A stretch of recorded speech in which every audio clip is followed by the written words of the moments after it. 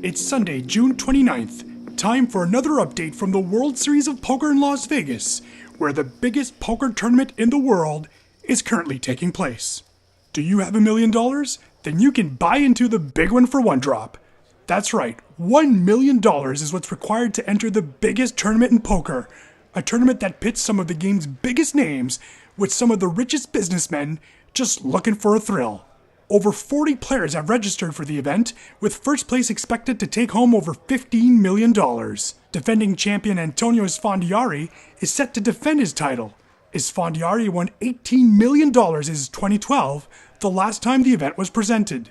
I feel great. I'm coming off a pretty big score over at Bellagio a couple days ago, so just been looking forward to this tournament all month, and since I busted the last one, I've been waiting for another $1 million tournament, so looking forward to it. Hopefully I run deep. Very exciting because it's the only game that I can show up in if we describe this kind of activity as a sport.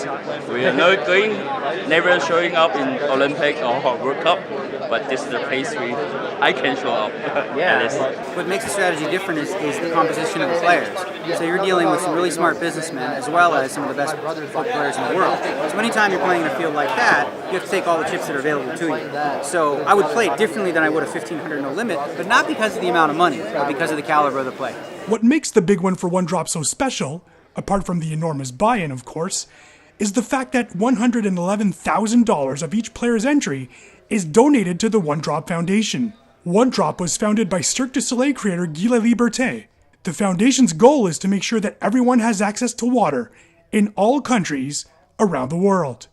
It's a real pleasure to be back, and look, no matter what happens today, win or lose, we're all going to win, because I've seen it firsthand what One Drop does for kids who don't have access to drinking water and families who don't have access to drinking water. So no matter what happens, we're all winners, and thank you, Guy, for making that possible.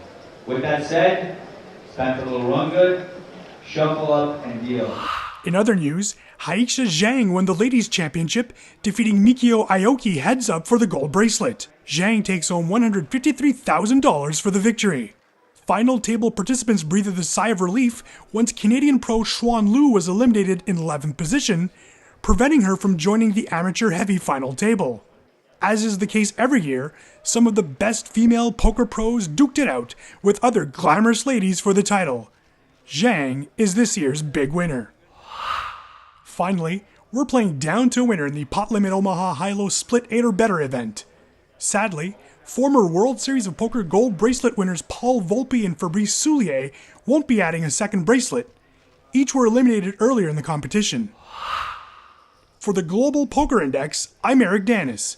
Stay tuned for more exciting coverage from the World Series of Poker in Las Vegas.